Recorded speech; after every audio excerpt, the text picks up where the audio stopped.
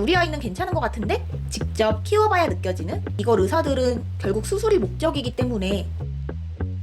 안녕하세요. 저는 9살 럭키와 함께 살고 있는 반려인이에요. 럭키는 체구가 작고 가벼워서 처음엔 관절 걱정을 별로 하지 않았어요.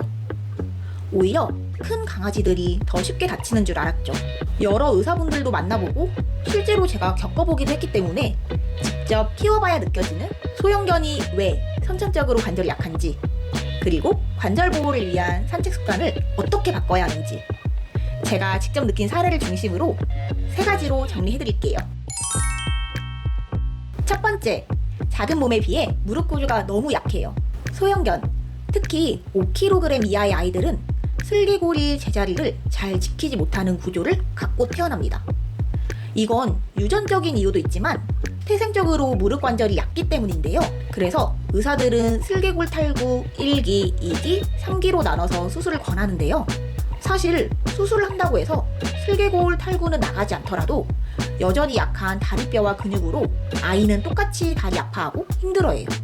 그런데 이걸 의사들은 결국 수술이 목적이기 때문에 사실 이런 부분은 이야기해주지 않더라고요.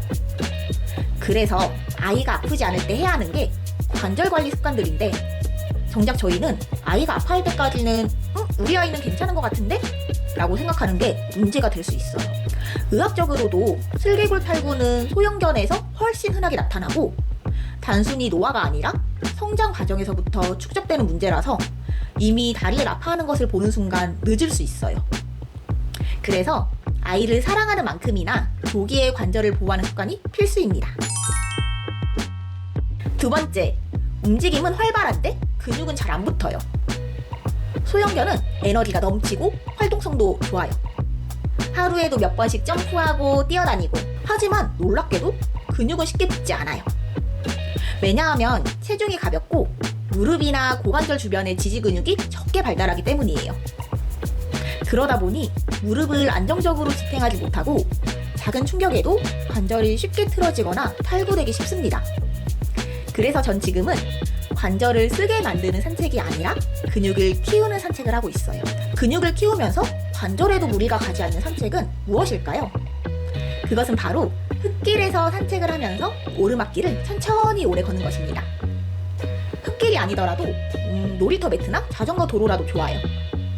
조금이라도 폭신한 지면은 아이의 관절 데미지를 완화시키는 쿠션 역할을 하고, 오르막길을 오르는 것은 근육을 증가시키는 역할을 해요. 이걸 오래 걷다 보면은 아이의 근육은 안전하게 증가를 할 수 있어요. 주변에 이런 공간이 있는지 한번 찾아보세요. 조금만 둘러보면 분명 있을 거예요. 저희 럭키는 이런 루틴으로 다리 주변 근육을 살리는데 더욱더 집중하고 있어요.